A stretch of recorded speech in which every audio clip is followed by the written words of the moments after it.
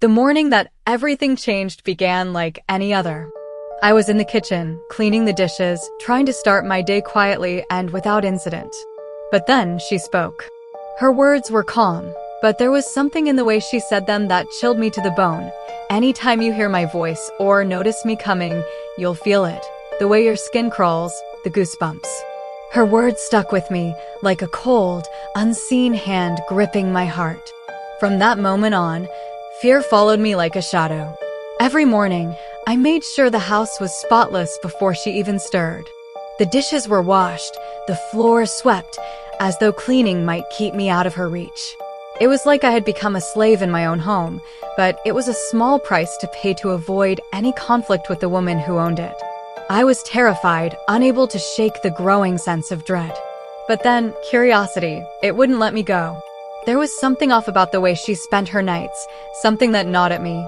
I couldn't stop wondering what she was doing, what she was hiding. And I needed to know. One night, it got worse. I had heard her before, quiet, eerie sounds from upstairs.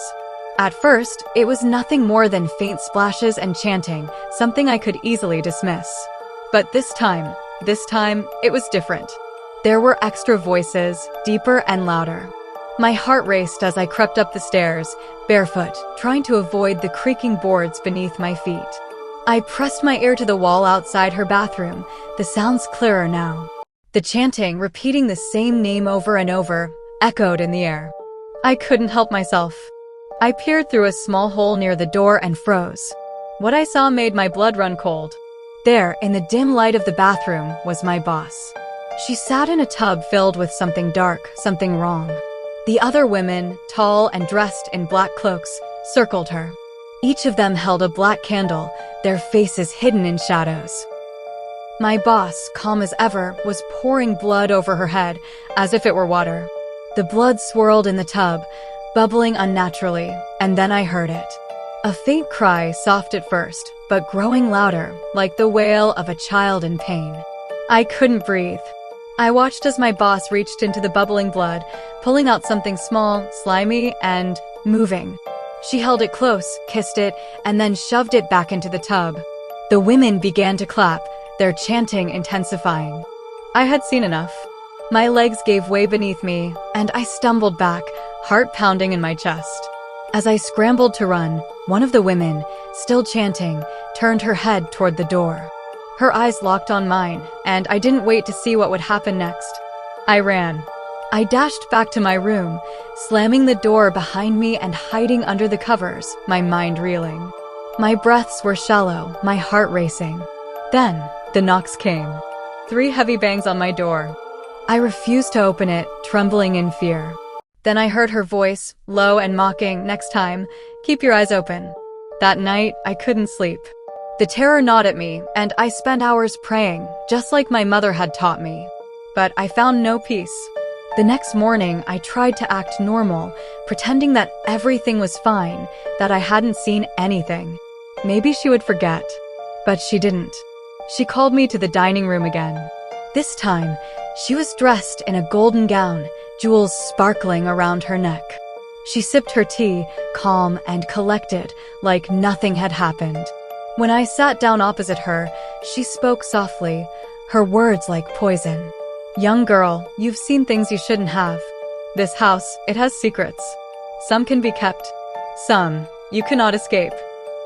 My heart skipped a beat. I tried to lie. I said I hadn't seen anything, that it was all just my imagination. She laughed, a dark, hollow laugh that made my skin crawl. Her eyes bore into me, and then she spoke again, her voice cold and clear. So, you think you were imagining the baby's cries, the chanting, the blood? My blood ran cold. How did she know? I began to beg, but before I could say anything more, she slammed her cup onto the table. The room felt suddenly colder, darker. Her voice dropped an octave, and it was no longer human, deep and guttural, like something ancient, something evil.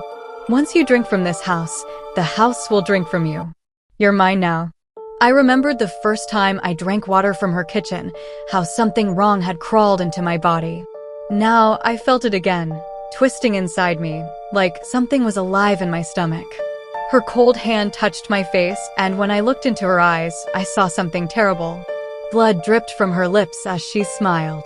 "Welcome, my daughter. Tonight, you join us." The words were a death sentence. That night, I made a plan to escape. My stomach twisted with fear, but I knew I had to run or I would never leave this place alive. I packed the few things that mattered, clothes, my passport, some money, and hid them under my skirt. I waited until midnight. When the chanting started downstairs, I knew it was time. The house shook with the vibrations of their ritual. The air smelled of blood, thick and suffocating. I could hear her voice, her laughter echoing from below. I couldn't stay any longer. I opened the window. The second floor was high, but it was my only chance. I tied the bed sheets together and climbed out, the wind whipping around me. As I descended, I could hear her voice, slow and mocking, drifting up from the shadows. "You think you can run? This house doesn't open for strangers." I hit the ground hard, but I didn't stop. I ran.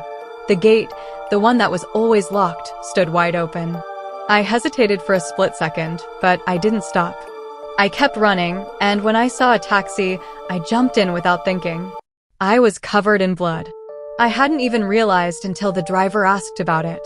Panic surged in me, but I told him to keep driving, just keep driving. When we stopped, I paid him and got out. I found a local motel and collapsed onto the pavement, exhausted and terrified. I never went back to that house. But sometimes, when I'm alone, when the night is too quiet, I hear it. The chanting, the splashing, and that voice, cold and relentless, whispering in the darkness. You can't run forever.